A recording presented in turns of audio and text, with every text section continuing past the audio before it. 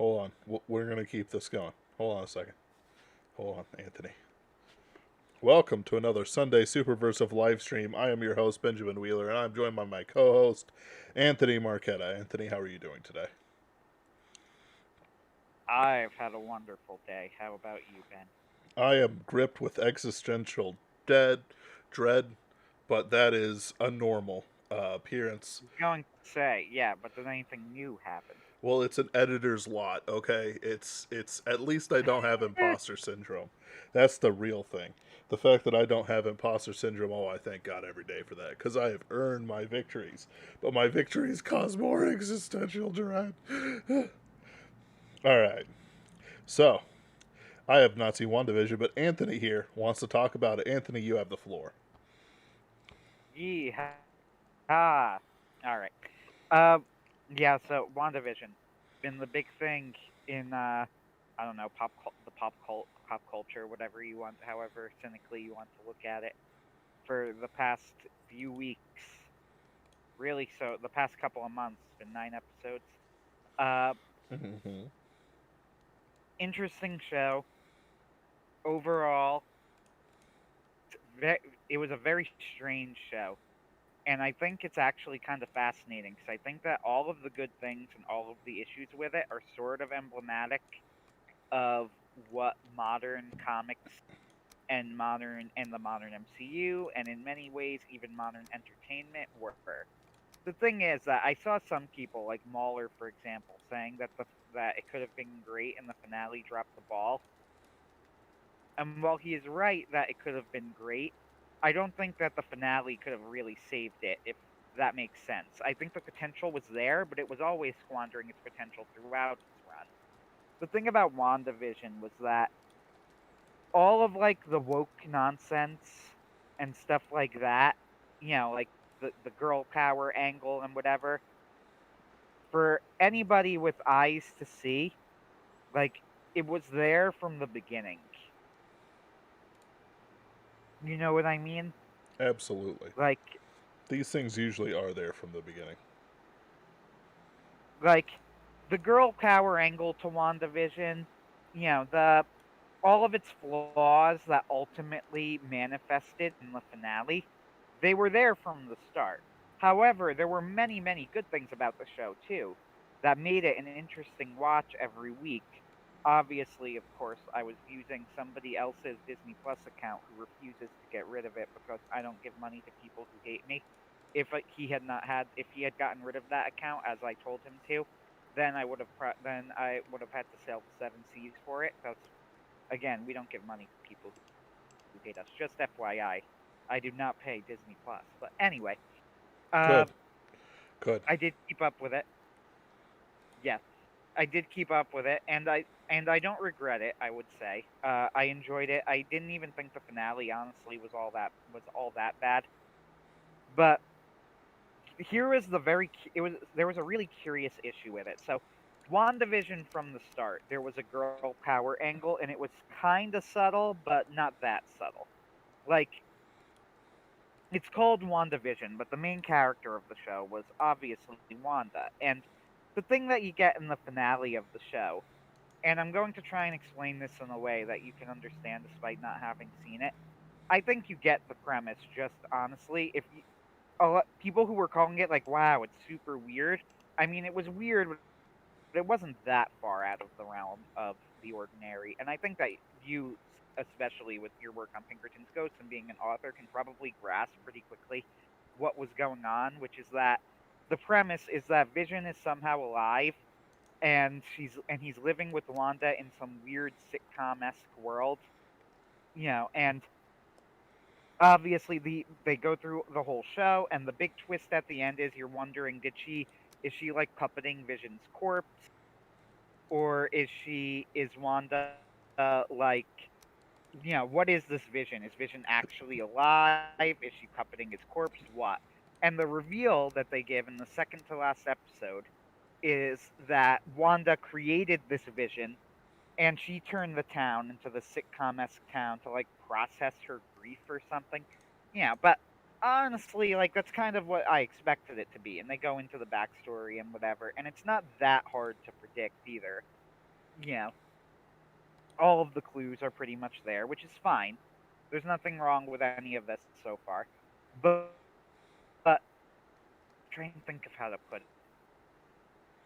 The girl cower stuff. So we get, let's put it another way. Wanda is the villain of the show, right? And she's really just a villain generally, isn't she? I mean, if you think about the premise here, she's enslaved this town full of people, forcing them to like play her little sitcom-esque game and do her bidding against her will. And you have this guy who's just Batty McBad government goon guy, and his name is Hayward. And he frames Wanda for breaking Vision out because he's trying to turn Vision's body into a weapon. And Wanda didn't break Vision's body out. He was just trying to, use that so that people wouldn't look for where Vision went or whatever. Mm-hmm. And the thing is, like, somebody pointed this out, and they're right about this. And again, when I say this, the first thing you say is this doesn't necessarily make it bad writing, and it's not. So I'm going to elaborate on why it is.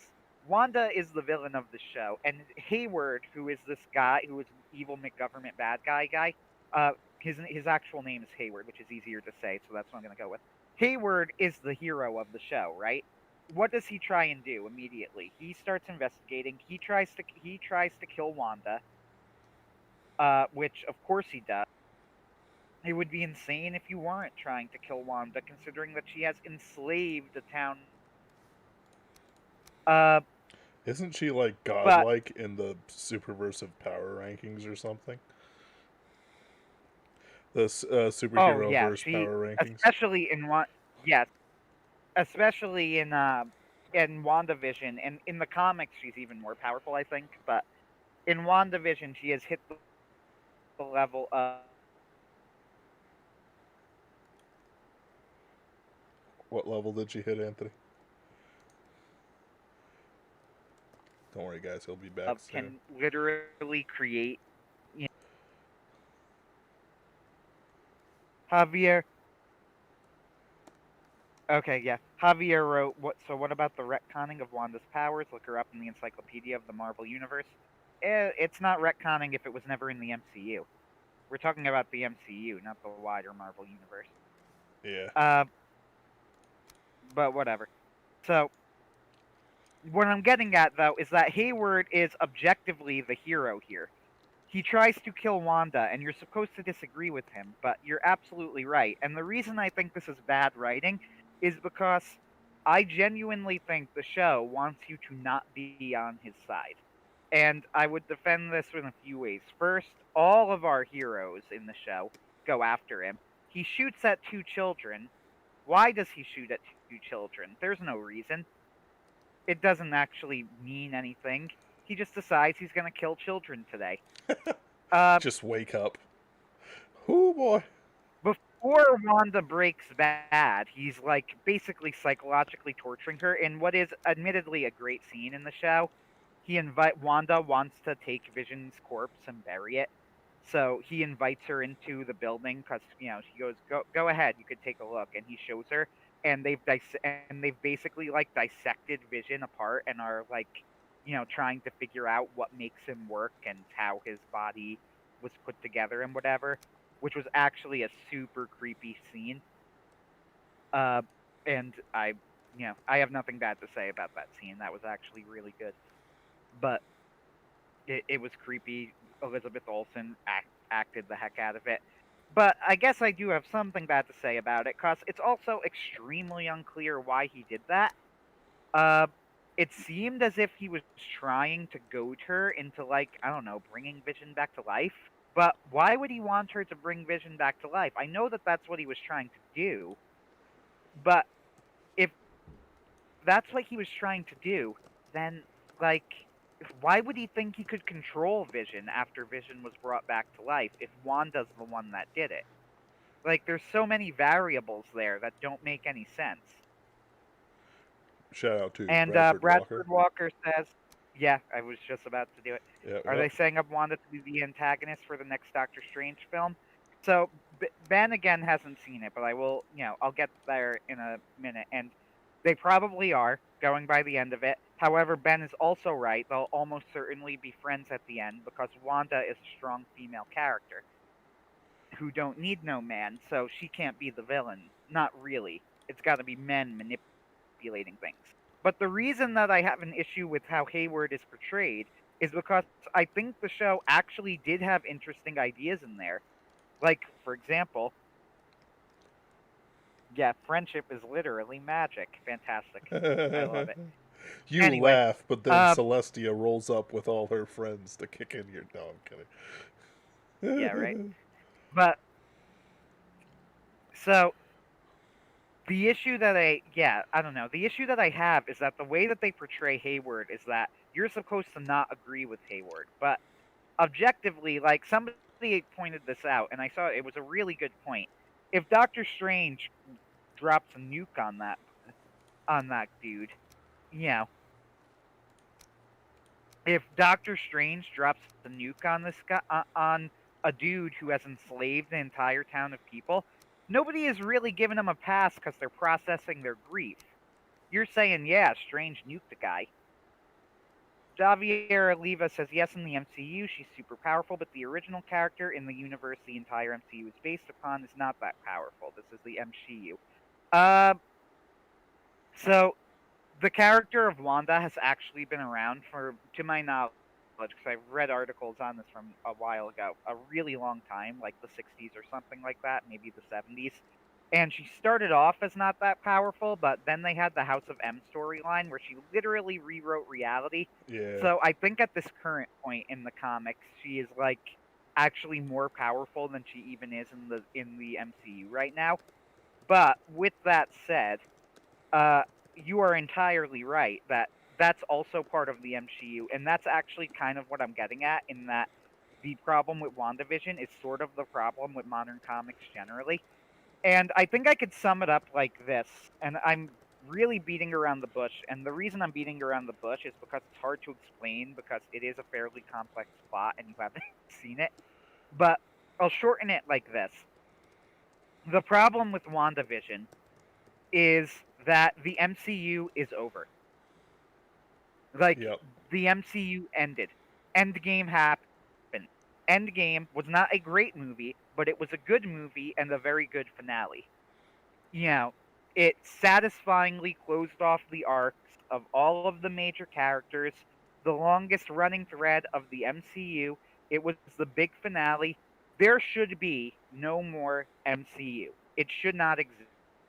WandaVision as a show has absolutely no purpose for existing. So, what do we see at the end of WandaVision? Here is the bigger issue. So, WandaVision, what does Wanda learn at the end of WandaVision? Now, you don't know the answer to this without seeing it, but I'm going to tell you what happens. So, we learn in the second to last episode the big reveal, and to be fair, again, I actually liked this episode as a whole. But the big reveal in the episode was that this wasn't Vision's corpse or anything. This was a version of Vision that Wanda has created out of thin air using her mind. Right? Mm-hmm.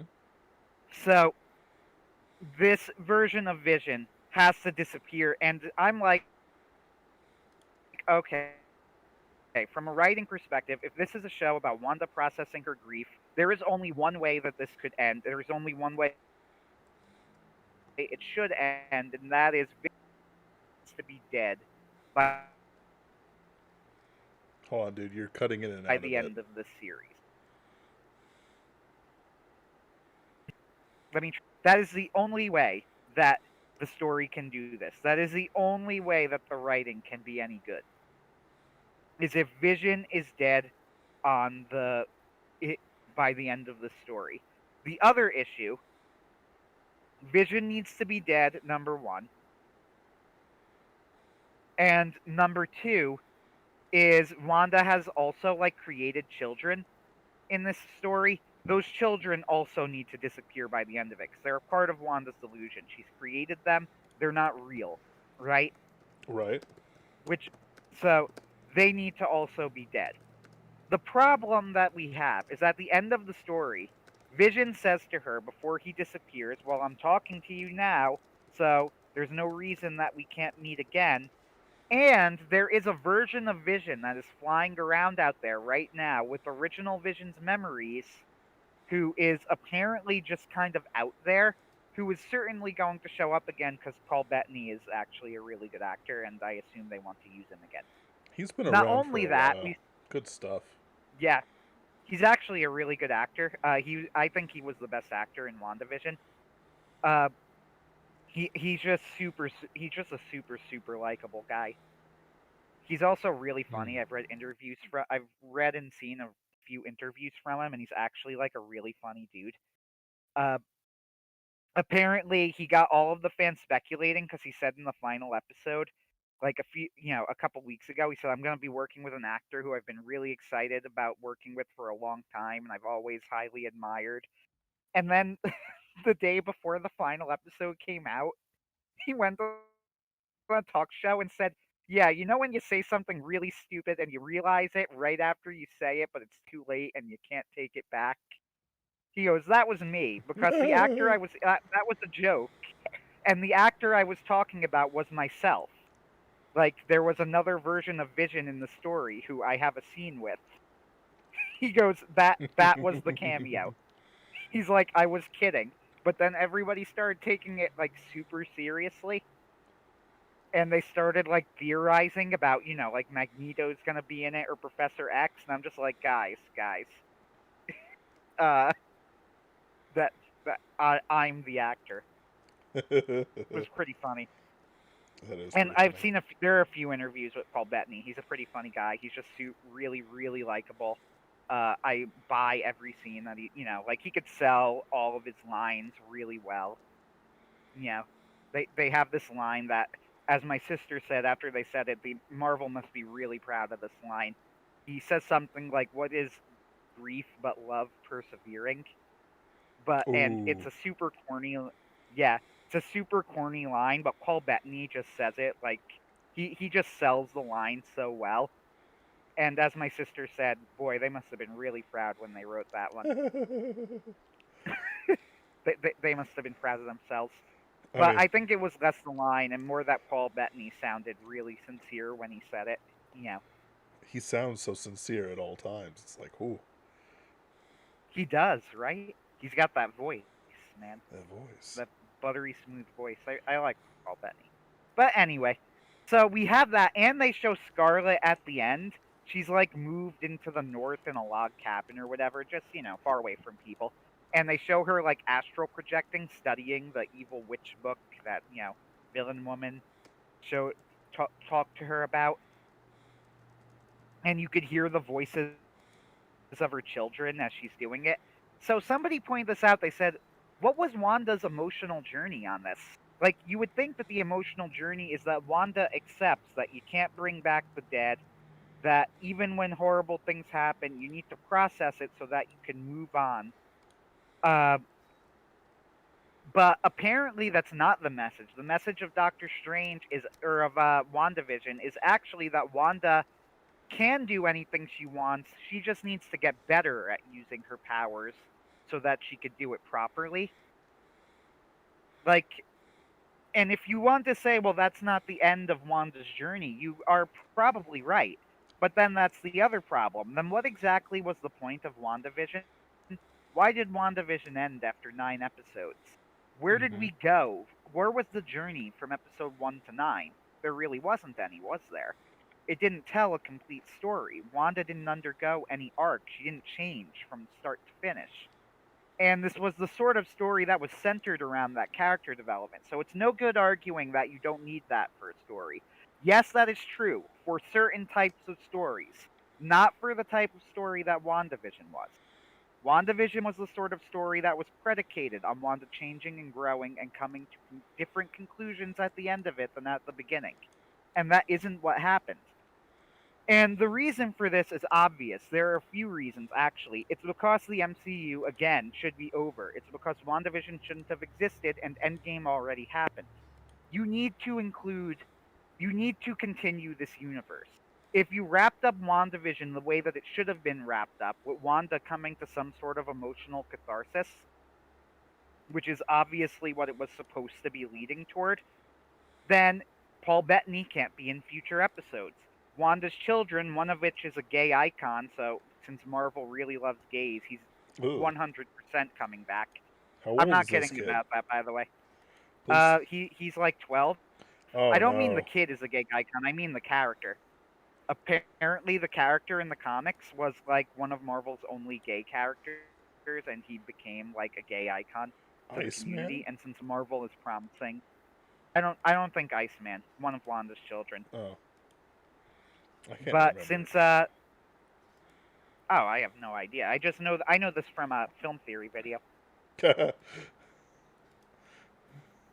And they're, I'm not blaming film theory for this. They're absolutely correct for pointing it out, and they're right.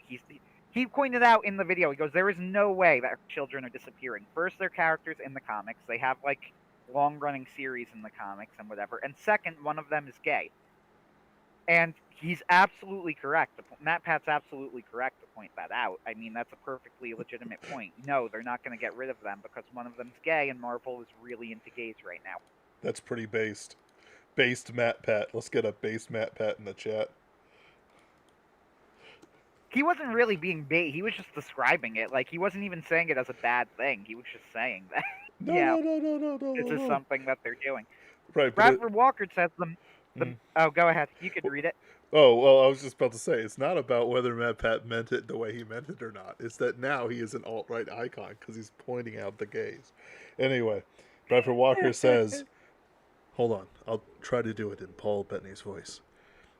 The message is that feminism is true and all else is patriarchy holding Wanda back, so she can cast aside all semblance of family, motherhood, in favor of being strong woman."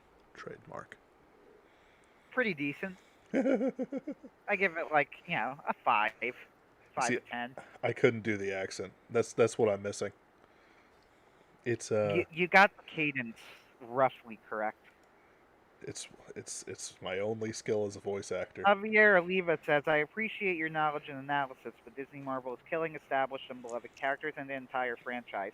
I don't know why you think you're disagreeing with me. I entirely agree with you. Uh, Mm-hmm. Perhaps you misunderstand what I'm saying. I am not defending WandaVision. I come here not to praise, but to bury it." Fantastic Yeah, reference.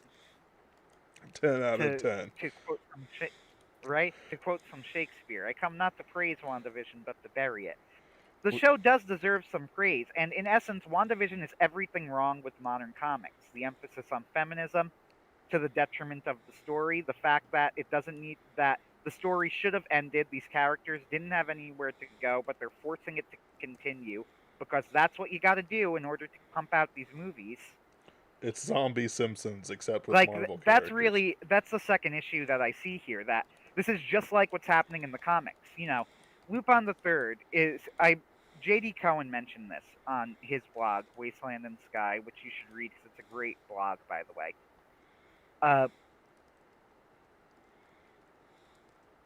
yes, but he mentioned this, like Lupin the Third is a great example of this. They go, people have tried so hard with in these comic universes to justify and fit in these timelines.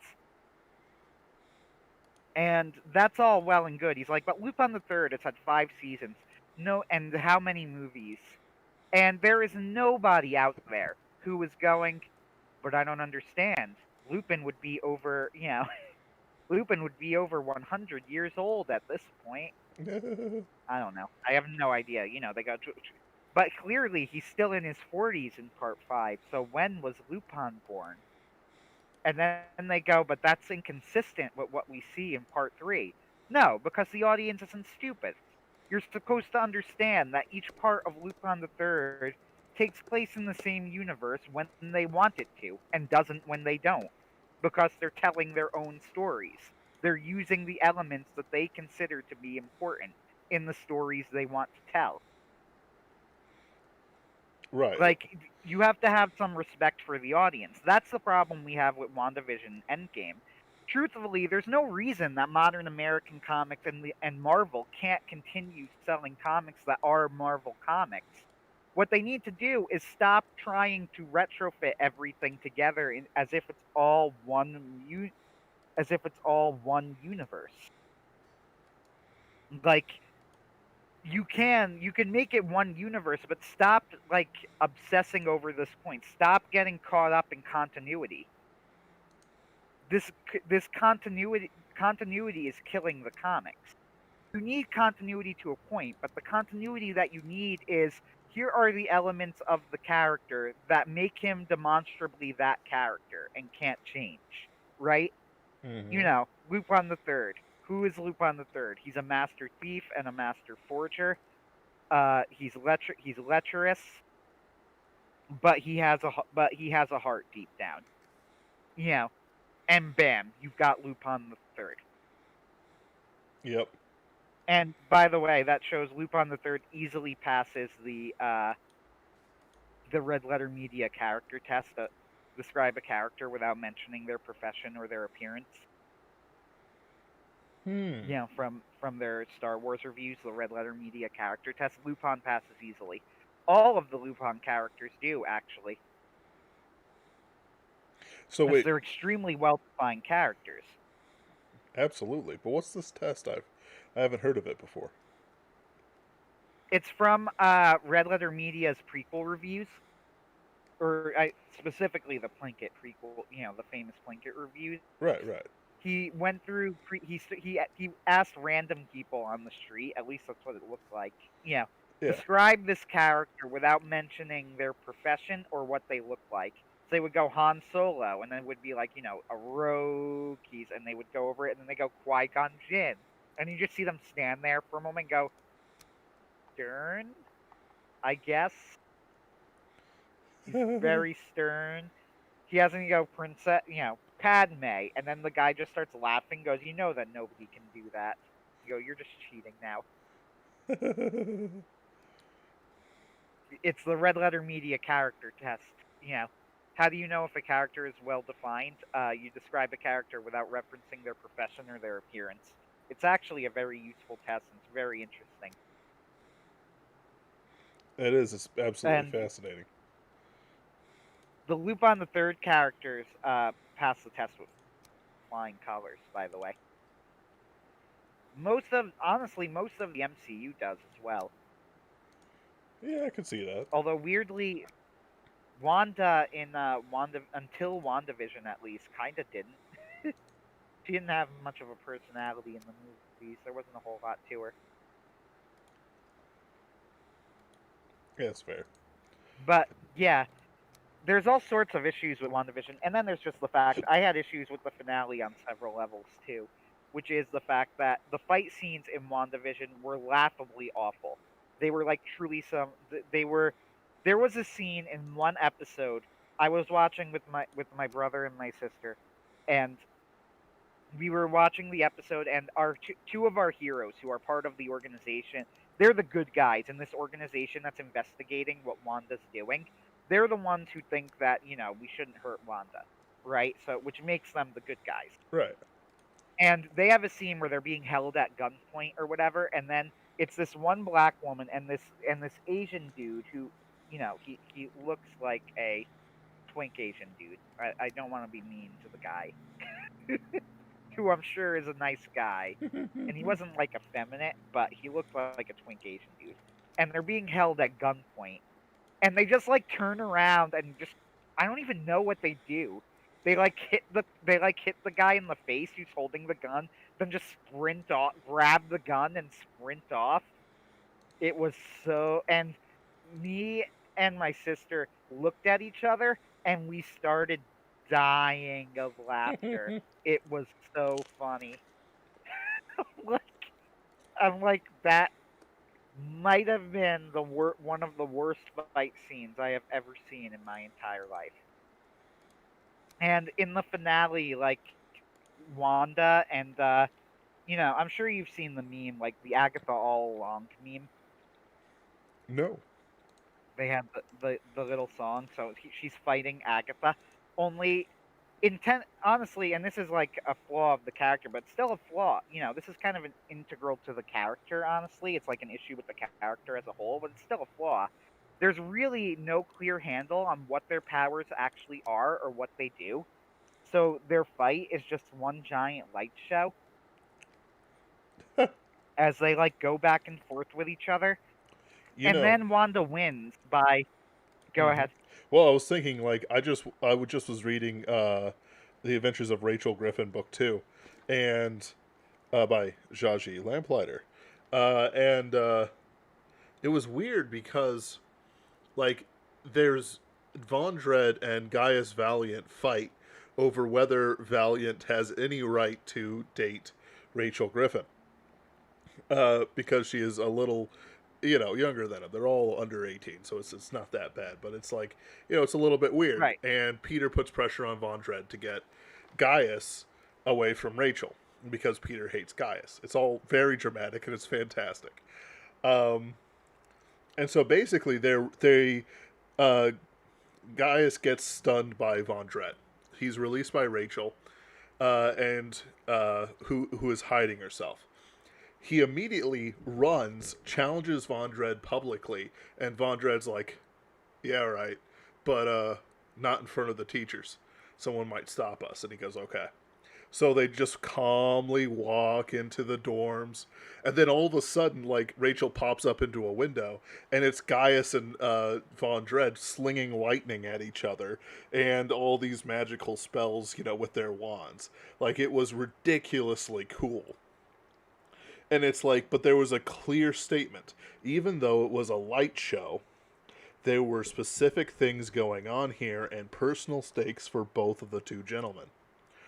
Well, I think there's another difference with this scene too, which is that Rachel is not a part of it. She admits Mm-hmm. that she doesn't really know everything that's happening, and you could trust that if there were a fight where we needed to understand it, we would because we Yep. trust the author. Uh, in WandaVision, they have this fight, and it's a big light show. There are personal stakes to it, but she wins. Technically, the way she wins, she sort of set it up in the previous episode because Wanda tries to use her powers against Witch Girl in the previous episode, but she goes, "Oh no, you're in a room where I have runes on the walls, and when these runes are in here, then only I can use my power in the rooms." And then Wanda reveals that the lights that she's been trying to shoot at her, she actually used to cast like giant runes in the air. So I said, at the time, I thought, okay, I guess I could buy that. Then I thought about it later, and I'm like, no, wait, that's retarded. Uh, I'm like, so she lost because of monologuing. Oh no. So she lost because she told Wanda how to create something that could nullify her powers for no reason. And I'm like, that's actually really stupid. You Now, old they do have a dog, good you team. caught me monologuing. One of the great superhero scenes. Oh man, Oh I yeah, love that scene. that was fantastic. Can we just take a moment talking about superheroes to say that the original Incredibles is still the best superhero movie ever made? Oh yeah. There, without question, I would still, and I would argue that in a court of law, sir. Uh, I'm not arguing. there, Dang. since that point, there has never been a superhero movie made that's even been nearly as good as the original Incredibles, and that includes The Dark Knight. Yeah, it's fair. All right. But whatever.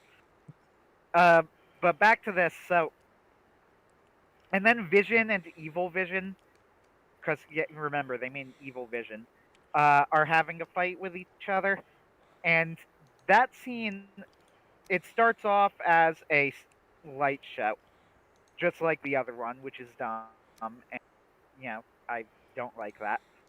But then it actually ends in a way that was admittedly interesting, where Vision kind of turns it into like a philosophical argument Ooh. where he goes so he asks him, "So why were you trying to kill me?" And he goes, "Well, because I was programmed to kill the Vision." And then he goes, "All right, so are you aware of the Theseus' ship paradox?" He goes, "Naturally I am." He goes, "Well, I have no part of me that is actually a part of." And he goes, "If you replace the plane," he goes through the whole thing. He goes, "Well, there is no part of me that is actually of the original Vision." And he goes, but you, however, you are Vision. And then he goes, but what? He goes, but I don't have any of the memories of the original Vision. I only have the body parts of the original Vision. He goes, ah, but you do have the memories. They've just locked them away from you. And he unlocks the White Vision's memories, and he goes, "It's all true. I am Vision," and he yeets away, and that ends the battle.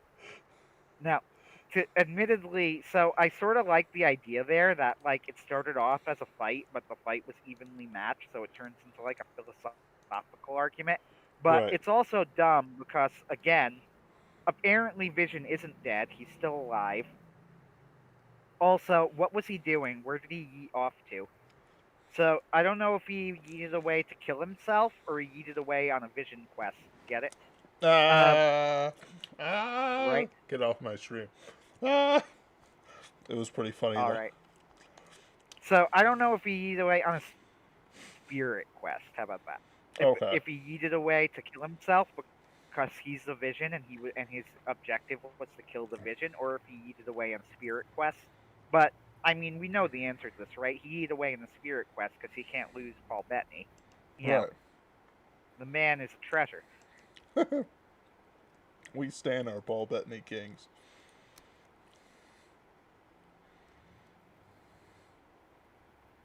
It's true. I actually, yes, I know we said this earlier, but legit, I actually really do think that he is a very good actor, and he was the best part of the show. Uh, oh wow, we got 7 viewers. I guess WandaVision is hot, so maybe that's why. It is hot. I am nothing if not a whore to the analytics. And whore is the right word, even though the YouTube algorithm will hate me for using it. Nah, we're Isn't it like after you get past 10 minutes, it doesn't matter anymore or something? Yeah, but I I think don't know. live streams are constantly monitored in case I don't somebody flashes a nipple. care. Who cares? It's not like that's funny. So where I'm trying to go with this though is despite the good things about the show. So here are the good parts of the show. The sitcom homages in the first few episodes were really fun. I enjoyed that part of it. The little horror element when you weren't quite sure what was happening, though you got these ideas and you had those hints, the setup portion of it, really good, really cool and interesting. I really did like the episode, even though I know John Delarose said he did not, and he was disappointed by it, and I understand why he was. But I really did like the second to last episode where they have, Agatha like brings Wanda on a journey through the past, and they reveal all of the secrets over why everything ended up like this. And sure, there were no real surprises in that episode, which was kind of disappointing except for I guess it was a nice twist that it wasn't Vision's corpse that she was puppeting, but that she created Vision. I thought that was kind of cool. Mm-hmm. I guess that was an okay twist, but outside of that though, even though they didn't have any good twists, I thought that the emotional work in the episode was really good. Elizabeth Olsen and Alison Hahn, who plays Agatha, uh, were both very good in the episode, and I thought that it hit the emotional beats it had to. And for that matter, even the finale wasn't really terrible. They scene where like the scene where the hex, which is what they call like the little bubble that Wanda created, where she controlled everybody and created the sitcom world. The scene where it was shrinking down and her husband and her children were going to disappear and leave Wanda alone, and her and Vision have one last scene with each other. That was really good. I enjoyed that a lot. It was very entertaining. Uh, Once again, that was like all Paul Bettany, though. He really sold the emotion of the scene and the drama of it. Even though I might not be giving enough credit to Elizabeth Olsen, who did need to carry large portions of the show herself, and she did. Uh, she did carry them, and she did quite a good job of it too. So, credit to Elizabeth Olsen as well. She was fine, I guess. But it started to turn to all these issues. Like, number one is that so the feminism that everybody started complaining about later on, and that Bradford Walker points out the message that feminism is true, and all else is patriarchy holding Wanda back. so she casts aside all semblance of family and motherhood in favor of being a strong woman. So this message was there from the beginning. They have this really, once again, the fight scenes, like, they were all laughably bad. That fight scene with Agatha in the final episode was terrible. That fight scene in the earlier episode was terrible. They have just this awful scene where Monica Rambeau, who is apparently a hero herself, I forget her comic hero name, it doesn't matter. We'll just call her Discount Black Captain Marvel. So, Discount Black Captain Marvel is trapped in a house with evil Quicksilver, and evil Quicksilver, she tries to escape the house, and evil Quicksilver stops her. And she, at one point, then she realizes that she's actually being controlled by like a magical necklace around her neck, and she breaks the necklace.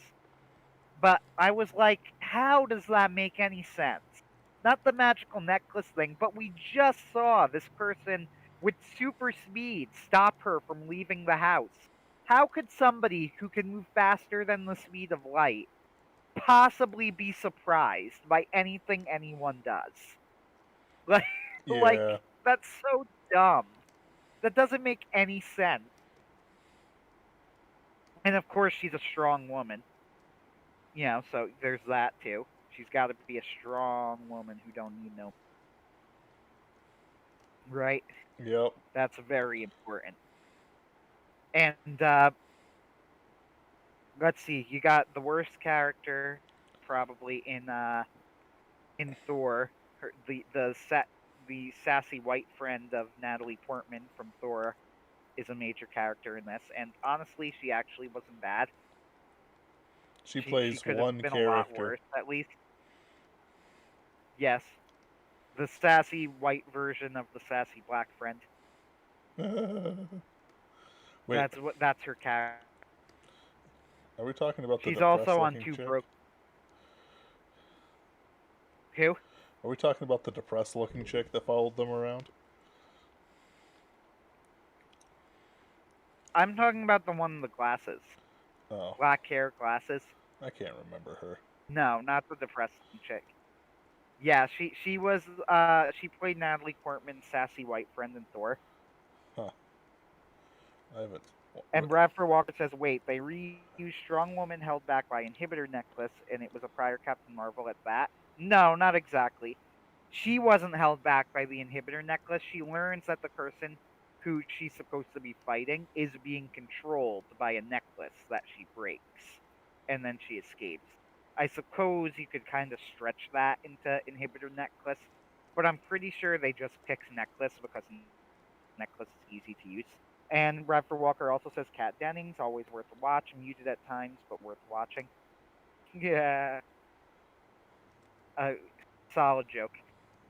Uh, yeah, Kat Dennings, thank you. Kat Dennings is also the star of Two Broke Girls, which is one of the worst shows I've ever seen.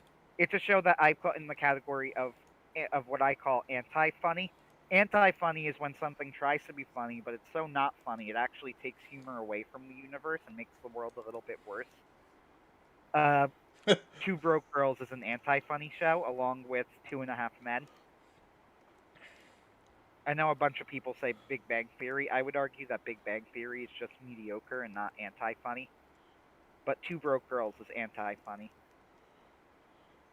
I kind of follow Owen Benjamin's thing about if you take out the laugh track, is it still funny? The answer is no. Uh, so I don't know if I've heard that many times before, and I don't know if I agree with that because shows design themselves around the laugh track. I don't know if it's fair to if it's fair to remove it because the whole point of it is that they work with it. But whatever, it's not the point. The point is she was in a sitcom that was really bad, like really bad. With that said, Kat Dennings, I guess, is like she was actually not that bad in this overall. Uh, Possibly because they were going for a sitcom feel at times, and she was at least used to that work environment, so maybe it was a good fit for her. So what can I say? But it was a it was really the issue with with Marvel comics as a whole. The fact that they can't end the story, so we have this unnecessary story that they can't properly wrap up because they need to set up future installments. That they don't really have a plan for where they're going, and it's very obvious at this point that the MCU doesn't actually have a plan now, right? We don't know Mm-hmm. who their next villain is going to be. We don't know where they're heading. We have this vague idea that it has something to do with multiverses, but even then, so far all they've done is gesture vaguely in the direction of multiverses. They haven't really done anything with the concept. Nothing in the series so far has pointed at the concept, which means they're introducing this whole new massive concept after Endgame. So after 4 phases or 3 phases of movies, is it 4 or 3 now? Who cares? I don't know. Uh, like it matters. After Endgame, they're introducing this whole concept of multiverses that they clearly did not have in mind originally, except maybe in the vaguest of senses. That they are sabotaging stories to put in for political reasons, ruining character arcs because they need to make sure that people have the proper politics and the proper philosophies. Uh, and they can't complete and they can't finish anything, and they need to worry so much about continuity that they can't properly tell a story anymore. And it's really, I thought that was really interesting that what we're looking at right now is we're looking at, I don't know, almost like this is the issue of this is Marvel in a nutshell. It's all of the good of Marvel, which is that now that they're in this new phase, they're trying out different and interesting ideas. Uh, so they have like they're trying out these new and interesting ideas that you wouldn't have normally tried before. Is a genuine benefit that they're looking at these new directions, but they need to stop themselves before they go too far and try anything too interesting. And now they no longer have the structure of standard storytelling to fall back on because, they're bored with that. Yep. And they can't really tell a proper story because they are trying to gesture in the direction of the proper politics and the proper political chances. So Radford Walker says all Kat Dangs needs to do is talk sassy and give off a casually sultry vibe, something that comes naturally to her. She's smart enough to appreciate every chance to get paid to do that. This is true. Like I said, Kat Dennings was actually perfectly fine in the show. Uh, she really could have been much worse. And she's not the reason that Two Broke Girls is a horrendous show. It's because Two Broke Girls has horrendous writing. It's not Kat Dennings' fault. It's the writing.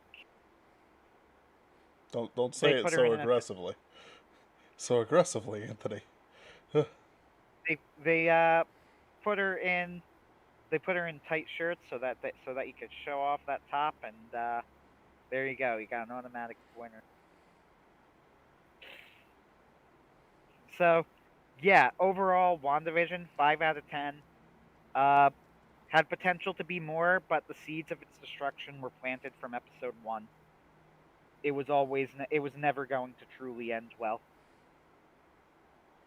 People were hoping it would end well. People thought it would get better. People thought, but it was never going to. It was always heading towards this point. And I don't regret watching it, but I also would not advise anybody to pay money for it, even if Disney Plus was moral to pay for it, which it 100% is not, and you shouldn't pay for it, no matter how good the show. Yeah. That's my hot take of the day. WandaVision was a 5 out of 10, and all of its issues are the issues with the MCU and modern comics in general.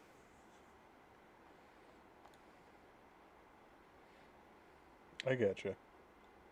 I'm looking through some things here. Apparently, they have Taskmaster show up. Ooh. Ooh. Anyway, where is. Anti-funny shows.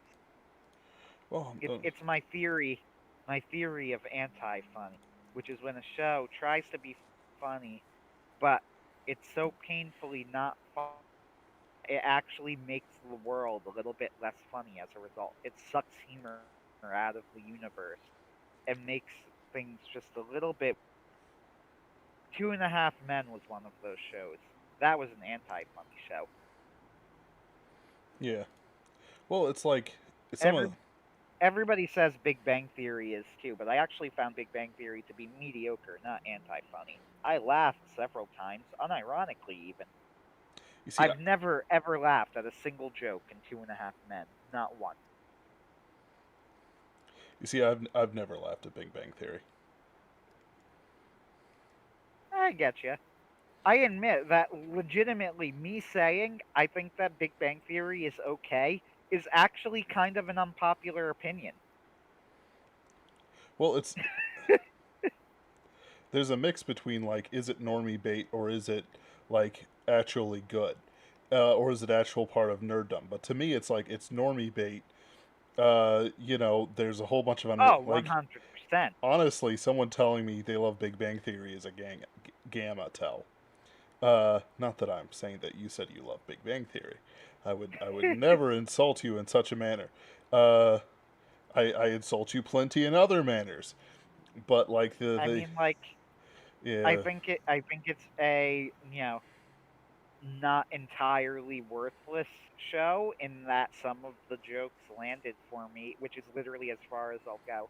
Sometimes the jokes in Big Bang Theory land for me. That's it. That's all I got to say about it. Two and a Half Men is an anti-funny show. Two and a Half Men, I watch the show and like it actually depresses me kind of. Like when if every now and then, daytime TV, it's on the background, and you Yeah. almost watch it in a train wreck sort of way, and you get a little bit sadder as it goes on, as you realize that, my God, these are like the worst jokes I've ever heard. The writers are They being beaten in a closet. Why won't you make me funny? Don't you know I'm a Coppola or whatever he Charlie Sheen is? clearly the clearly the best thing to come out of Two and a Half Men was that the actor who played the kid like converted to Christianity and then called the show trash. This Based. is real. Look it up. That's actually a real thing.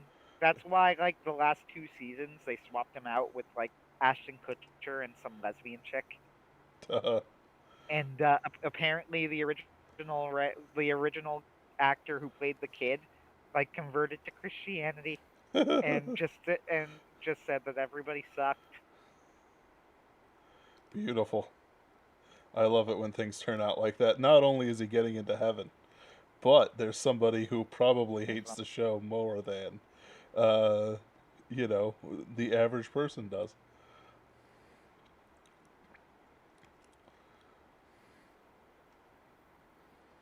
Hmm.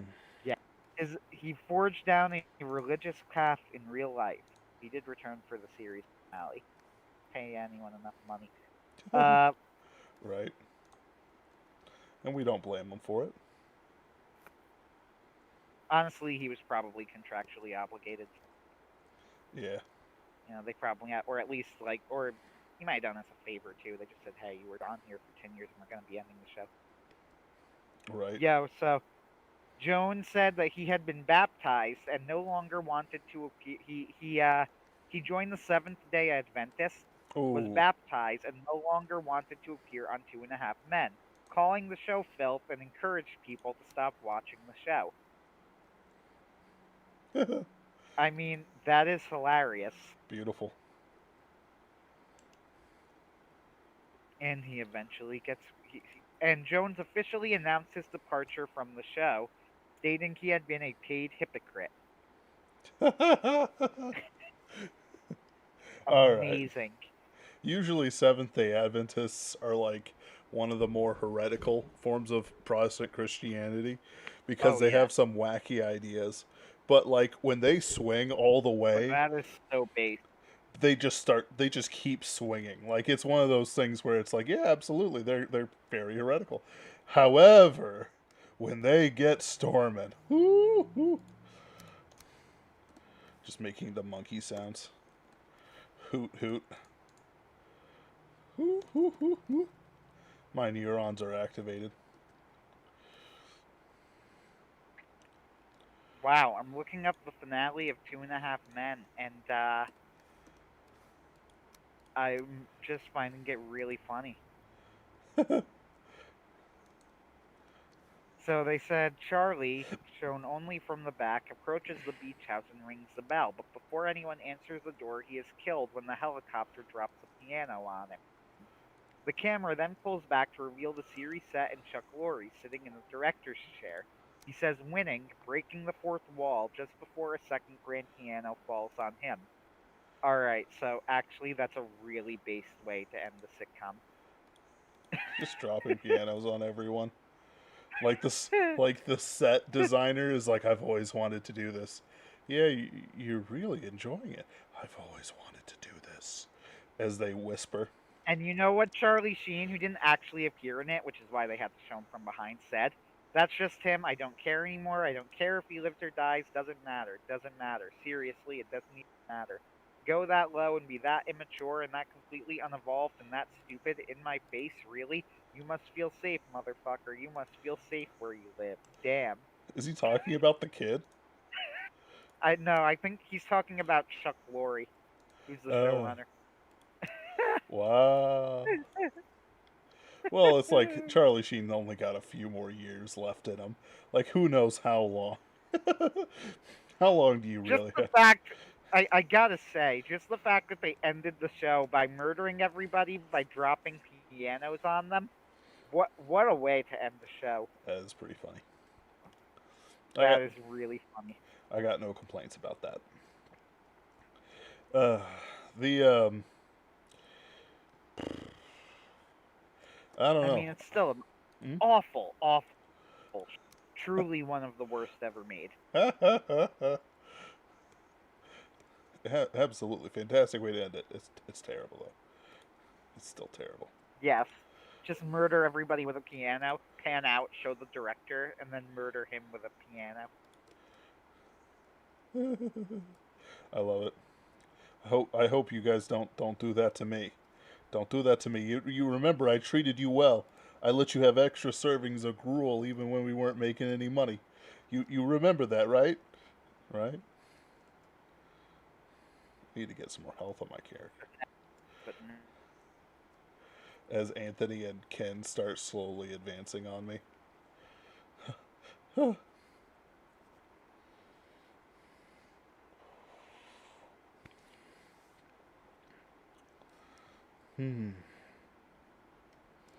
I look forward to the day they murder me. It will mean they grow strong enough without me. Hey, oh yeah, that's right. We got our first Neo patron. A fella joined onto our yes $20 a month subscribe star. Ladies and gentlemen, boys and girls, Pinkerton's Ghost officially makes money. Actually, it loses quite a bit of money, but somebody pays us. And we are incredibly. We're still not making money. Oh, dude, no, we're not going to make money for a while. We're still not going to make money. Like, that's the thing. Like, what I'm going to have to do is when Unauthorized starts a streaming service, I'll use a face rigger and pretend to be an e-girl for donations. And that's how we're going to make money. Papa's going to bring in the money here, Anthony. And he's going to do it the only way he knows how. Maybe our anthology, well, maybe the season 1 anthology will make us a ton of money. Oh, it'll make us some money. Like, so I'm exaggerating for comedy, which is what the people want. The people want jokes, maybe. It's like everything we put out. Something familiar, something peculiar, something for everyone. A comedy tonight. I'm sorry. Keep going. I don't know the reference. Was that Muppets? No, that's a funny thing happened on the way to the. Oh. It's a funny movie. Okay, I'll believe you. I'm sorry. Keep going. Anyway, so I am expecting there to be a little something there, but like the goal is to I want to do that differently. The goal is to sort of create a lot of content. Like it's one of those unfortunate things where like people expect to binge shows, and even though our regular watchers are based and not cringe ever, um, there's still like normies we have to appeal to, and because we have to appeal to them, we have to do things like set up binge points to do. Like even on unauthorized, people have commented, "Hey, we want more episodes," and it's like, well, there's issues, but the Oh, does unauthorized get comments? I didn't know that. it does not. I mean, on Social Galactic, where it's like even Oh, our I see. based and completely unbiased audience still demands binge. Like it's like Owen live streams every day. We get tons and tons of material from Rachel Fulton Brown. There's all kinds of side stuff going on, and there's less than 8 hours of Pinkerton's Ghosts, and that has to change sometime. And it will. It It will. will. Oh, we're growing. There's so much of us. Our power grows. If I don't go Wow. crazy, go full Sith. It's like, where's the thing, Anthony? And then you're like, oh well, something something, and then it's like I just start zapping you with Force lightning. So Uh, we want you. yeah. We do want everybody to know that as far as Pinkerton's Ghost goes, this is we are playing the long game here. Oh Like yeah. Pinkerton's Ghost is not gonna be, season one is on the downswing now, but season one is only the beginning, and I mean only the very beginning of Pinkerton's Ghost. Yep. We have plans going to go for a minimum of 5 seasons, and possibly more than that. Oh yeah. With variety. Like Heavier Yes. Oliva says, they can't show how people that live that lifestyle usually end up old, alone, riddled with STDs. Charlie Sheen certainly lives alone, old, riddled with STDs. I actually think Caviar is wrong because they normally don't end up old, but they certainly are alone and riddled with STDs. Give them that. Ooh, Uh, ooh, that's savage. But yeah, like a lot of these things that are sort of sitcom or whatever, like don't ever have like a definite end to them. It's just a sort of like existence the characters are in. Nothing really changes that isn't like, something dramatic or whatever. right. Well, this is why Seinfeld's widely hated, and I understand why, but widely hated finale was actually kind of stealth brilliant. So, do you know how Seinfeld ended? No. I'll tell you, Seinfeld's ending is honestly one of the ballsiest endings to a show ever. Piano on thing.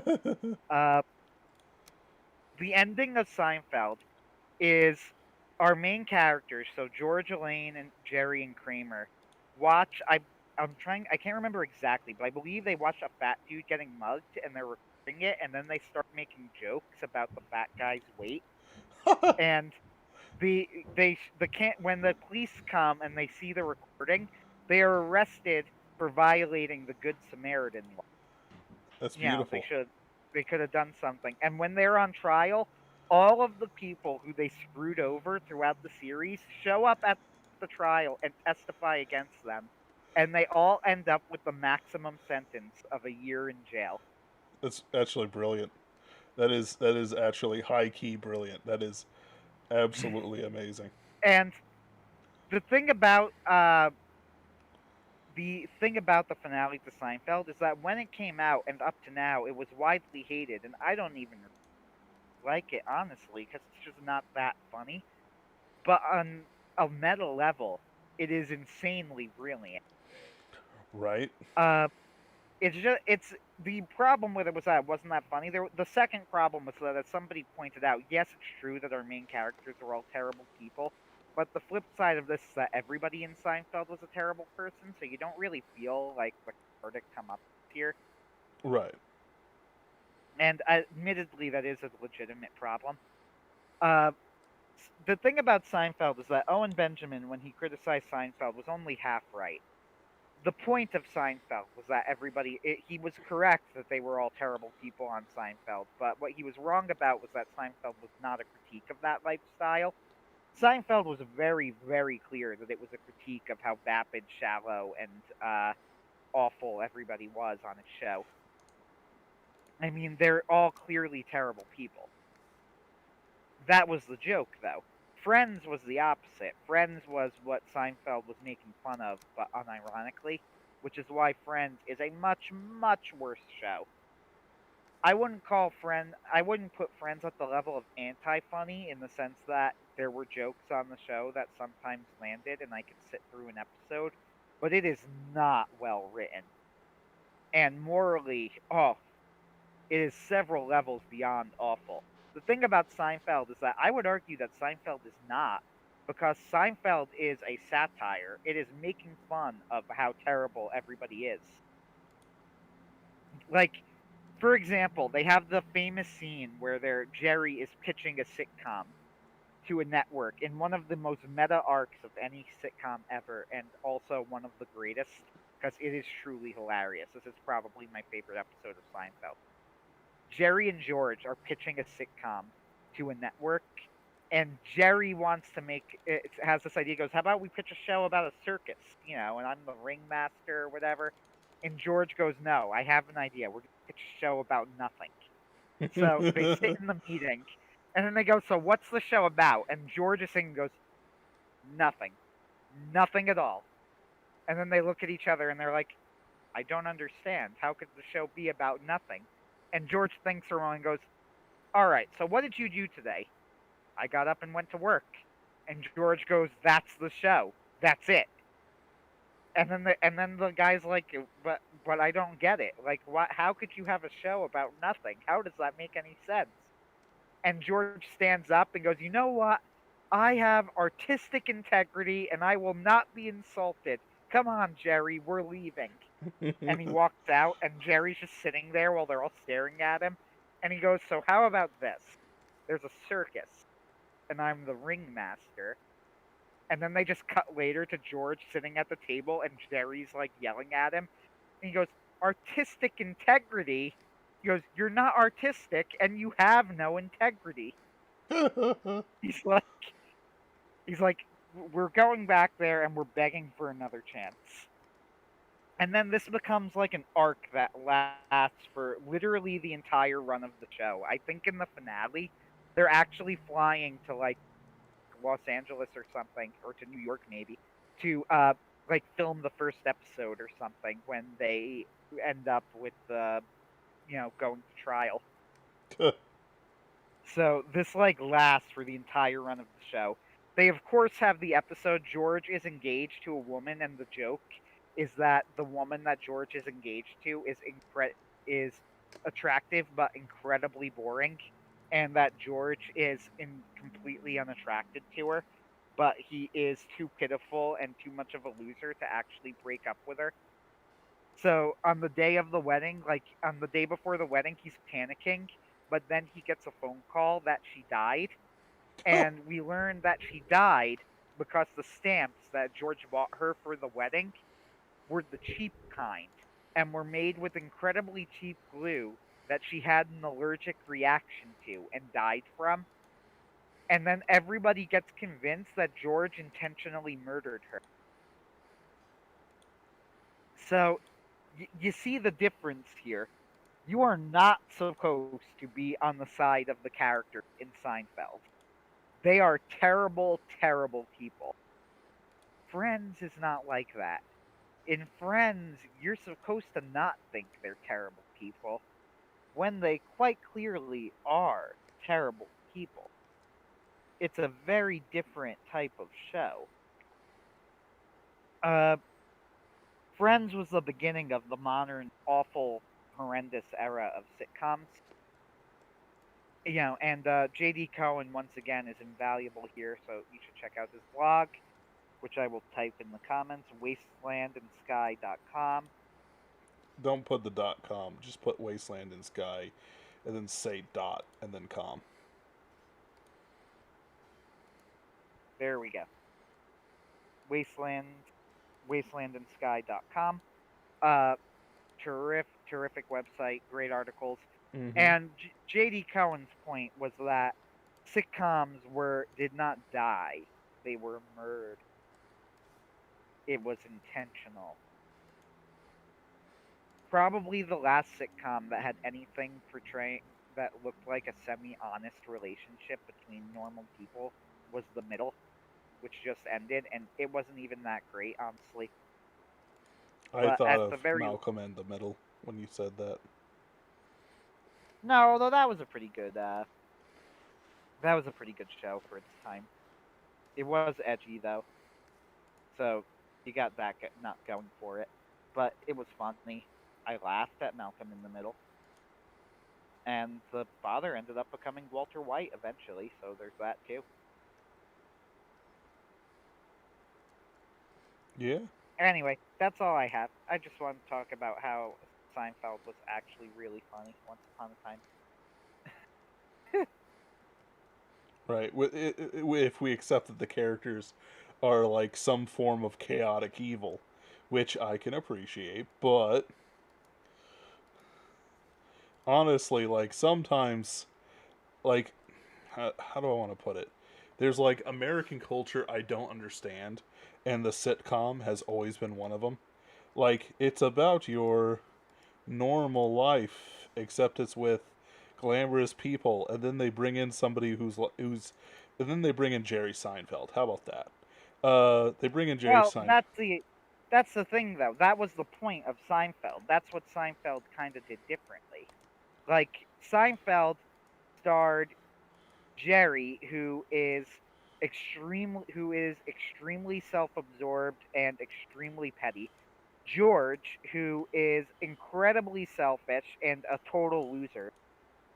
Elaine, who is possibly more self-absorbed than the rest of them and is totally wrapped up in her own issues to the point where she can't appreciate other people or their struggles at all. And Kramer, who is so far outside of the norms of regular social interaction that even though he tries, unlike the others, he really can't or empathize with regular people. And that is the point of the show. Jerry is supposed to be observing the banalities of regular everyday life. But the thing is, the fact that he takes them so seriously is not supposed to make you like him. It's supposed to make you not like him. You're supposed to think, wow, Jerry is petty, because he is. But at the same time, you are also supposed to go, aren't we all a little bit petty? Which is true. We are. There was an honesty to Seinfeld in that sense. It did show, however, the vapidness and the shallow and or the vapidity or the shallowness of people who lived in the city, Which is true. and what a terrible place it really was in the end.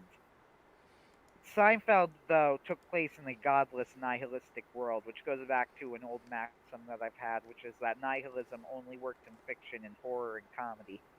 Seinfeld is an example of nihilism working in comedy. Because once you come face to face with the void, there are only two reactions that make sense. You could either laugh or you scream. There are no other reactions in the face of the void that make any sense. All right, so why do I have to edit your horror stuff so much? If you can just say stuff like that off the cuff, Anthony, you've been holding out on me. You've been holding out on me. Because I'm not a nihilist, Ben. Right, right, I don't right. write nihilistic horror. I That's mean, Lovecraft stuff. that's fair. Low key, all my characters are like a sort of Christian nihilist, where it's like, listen, it doesn't matter. It's what God wants, and it'll work out based on what God does. So don't worry about it. That's like Jack's philosophy in a nutshell. He has no idea what's going on most of the time, but there's something in front of him that needs killing, or it needs to be burned down, or So he needs to run from it. I'll tell you right now that the problem that I've had with Pinkerton's Ghost is that Pinkerton's Ghost is the first horror that I've that I've ever written. I did not write horror before Pinkerton's Ghost, and now I am a horror writer, and that's probably already combined made up the majority of my fiction. So by volume, I am now a horror. But Like there's a percentage of Anthony just going tick tick tick tick tick, ding ding ding, 75% horror, just the way I like it. exactly. So, but I'm not used to writing horror, which is why my best story, or I wasn't until this point anyway, which is why my best story in season one so far is the only non-horror Pinkerton's Ghost. Oh, for the man who has nothing is pretty good. At least that's my personal favorite. I know that you said you were partial to mystery of my stories. You were partial to Mystery Me, I am. which admittedly is a pretty good is from in my opinion, right? Mm-hmm. From your modest author's perspective, a pretty good story. Oh no! After the WandaVision discussion ended, we down to three people. Which is That is not slightly surprising. right. We've gone all over the place since then. Let's Uh, bamboozle them and talk about WandaVision again now that they're gone. They could have waited, yeah, right. but Sorry, friends. It's not that interesting of a show.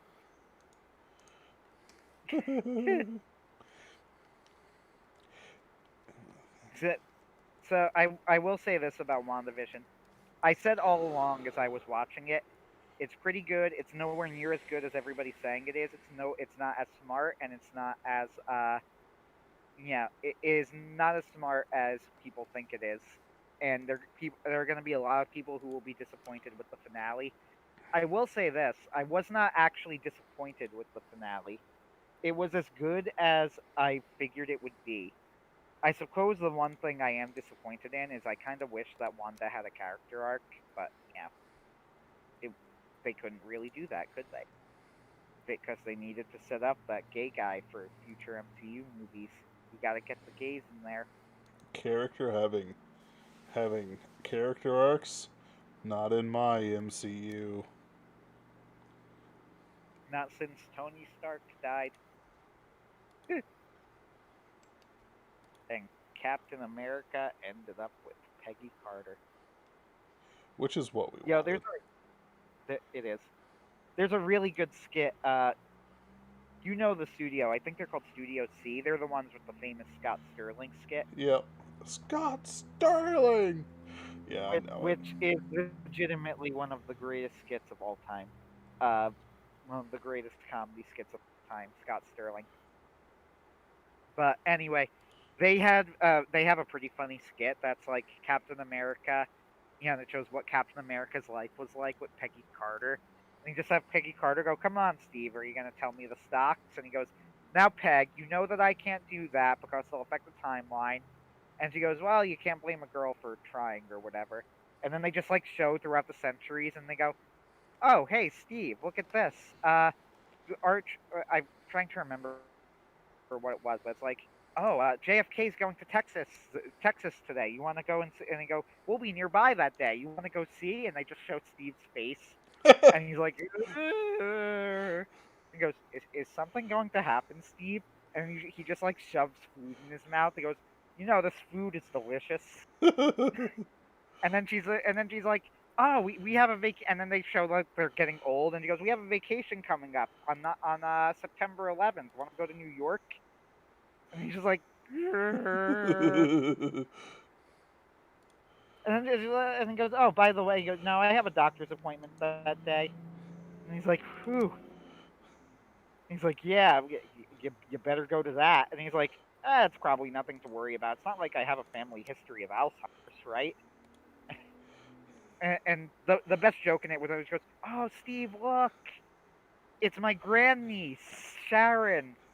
And you go, look at little baby Sharon. You just see Steve going. You go, oh, don't you just want to kiss her? And you just see Steve go, no, absolutely not, never. He's like, what? He goes, why would I ever want to kiss her? That would be disgusting. He's like that. He's like that is certainly something that I would not want to do, and I'm amazed that you'd ask me. It's like that's a comment, Steve. I don't know what you're saying. It's like dodge that bullet, Steve. You genius. When Peggy It Carter is was one of the smartest characters in the MCU, she's just like reading stock aloud to him. Apple stock. He reacts. Oh, is that right? it was actually a pretty good skit. Studio C is pretty funny. My favorite one is defending the thesis with medieval combat. I don't know that. I did like the one. I did like the philosopher.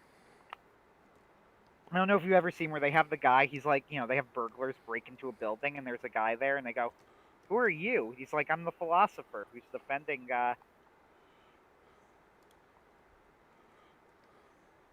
He's like, "I'm the philosopher who defends the vault." And then he's like, "Have you ever considered that your philosophy?" He goes, "That your philosophy is faulty." And then they're looking at her like, "No, we never considered that." And then he's just like, "I don't know. Think about it." He goes, "So you think that might makes right, correct?" He goes, "Yeah." They go, "Well, then what makes you think that he won't betray you?" And then they just start arguing with each other. And the guy is just sitting there, like, reading a book as they're arguing. His job here is done. That that was pretty funny. Then, like, finally, like, the two people fight each other, and they end up leaving. And one guy stays, and he goes, "Hey, are you still gonna steal the stuff?" He's like, "Well, yeah, I'm not." He goes, "I'm a consequentialist, so it doesn't matter to me." And he goes, "Really? Well, look over there." And he hits him in the back of the neck with a taser, and he goes, "2 out of 3 for..."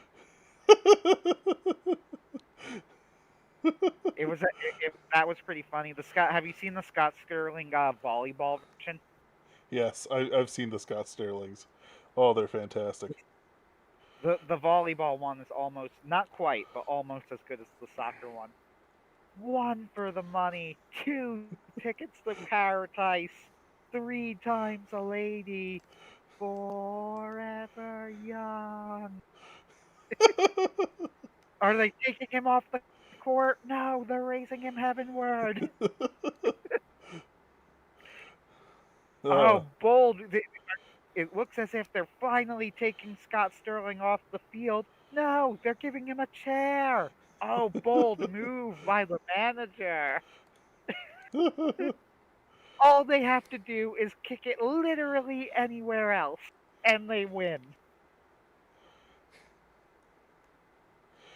I'll If there's an apocalypse, I want to be in a bunker made of this man's face.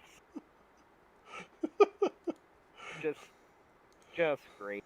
I'm, Studio C is one of the better. Studio C is one of the better skit shows. yep. All right. Well, we've chatted for a bit. Uh, Next week, I talked to Megan Fox, who has been on the show before, to talk about. I cannot remember. For new Uh, role and trans.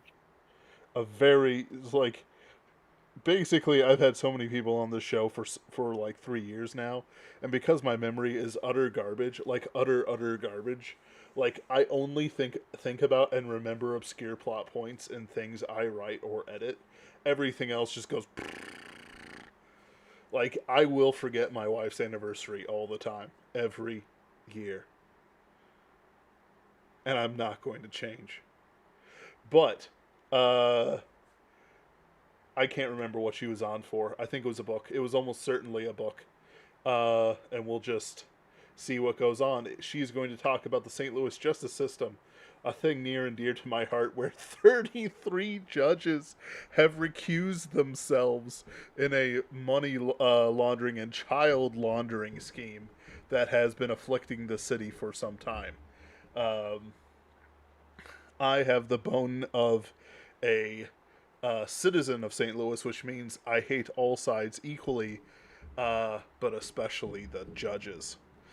And the accusations that the entire city government can be brought up on the RICO Act is entirely believable to me, even though they actually do a good job most of the time, like compared to Chicago.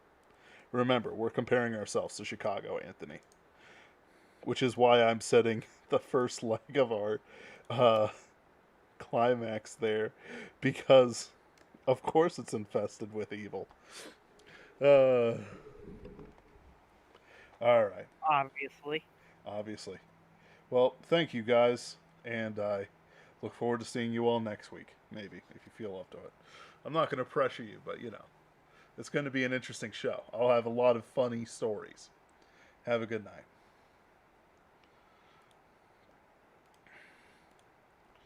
You